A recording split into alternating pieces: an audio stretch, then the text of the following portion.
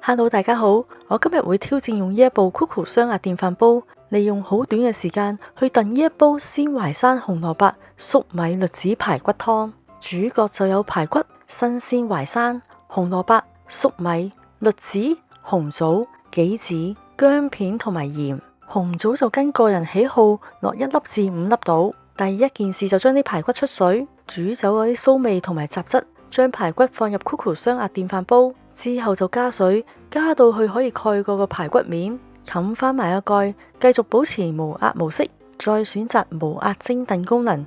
時間方面就揀15分鐘，撳開始。呢一個時候就可以準備其他食材。粟米方面，洗乾淨之後，我就用上次同大家介紹嘅粟米神器，可以快速咁將成棵粟米刨成粒粒。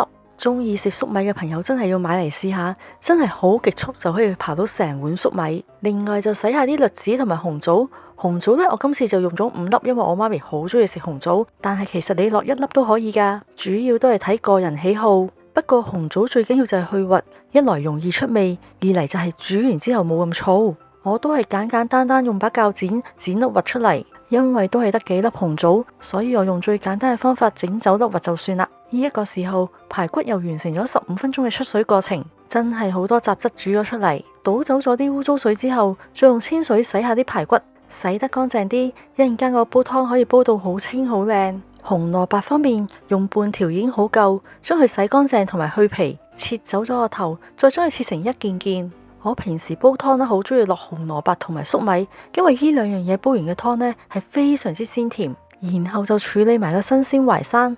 新鮮淮山呢，健脾益胃，同埋對心臟都唔錯噶。不過淮山上面嗰啲黏液好容易令到隻手痕，所以處理嘅時候一係就戴手套，一係就開住水喉一路整，減少啲黏液呢黐喺隻手上邊。批好皮切成一件件之後，就將啲淮山浸水，等佢唔好變色。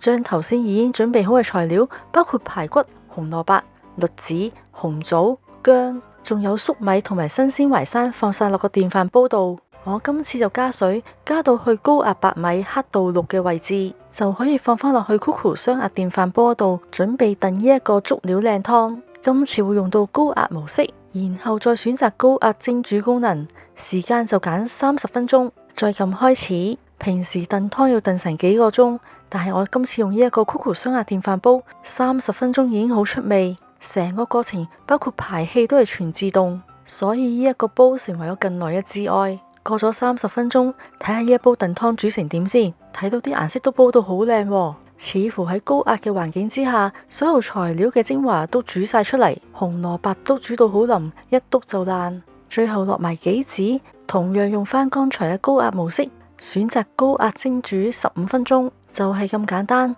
唔使睇火，又唔怕好似平時用明火咁驚煲乾水。一煲咁靚嘅燉湯就極速完成。我估計如果平時冇呢一個高壓電飯煲，要燉到咁濃郁嘅湯，可能都要燉成幾個鐘先搞掂。